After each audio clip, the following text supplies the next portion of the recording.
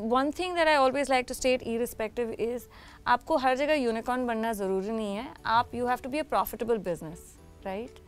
So you pick ideas which are less capital intensive, which are actually solving a problem, and then you work. There are a lot of schemes that the government has today which are targeted at women entrepreneurs, and one must start utilizing those schemes.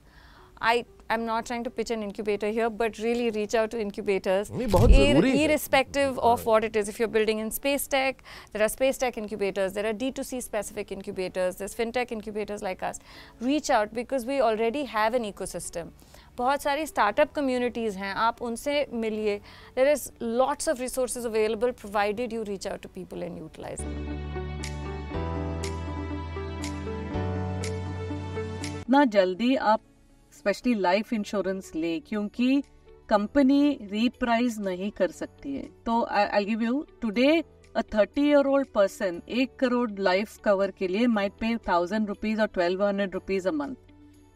वो जो multiplex और जिधर भी जाते हैं on a weekend easily उतना spend कर देंगे. तो दिस इज नॉट एक्सपेंसिव, और it comes to some 30-40 rupees a day और सम सच मैन. वो जो आप फैंसी कॉफी पे anyway you spend it, This is so it's as cheap as that, as affordable, and this is cheaper than Hong Kong.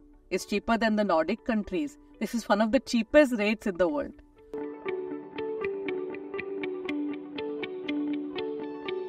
तो जब आपको जरूरत होगी आपको ये हेल्थ इंश्योरेंस पूरा हेल्प करेगा. अब आप 40 के एज में ही लोगे तो आपको 40 के बाद अगर 41 में जरूरत होगी that and you have say hypertension, then you may not get it. But if you are taken it at 35 and you expect you start getting hypertension or diabetes at 40, it's covered.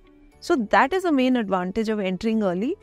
And the premiums will get increased with age, but it will not increase on the basis of your claim. That is the good part.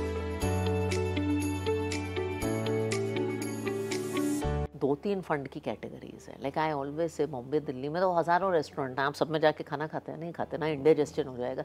3-4 आपके regular होंगे. तो ऐसे ही आपकी categories हैं. जैसे आप अगर आपकी ठीक ठाक रिस्क एपेटाइट है तो आप एक इक्विटी इंडेक्स फंड में, large and mid cap index fund और 250 स्टॉक इंडिया के. आपको क्या चाहिए? आपको चाहिए कि 20 साल में हिंदुस्तान बढ़ेगा तो मेरा भी कुछ अच्छा हो जाए. आप ऐसा पोर्टफोलियो पकड़ लीजिए जिसमें 250 स्टॉक है.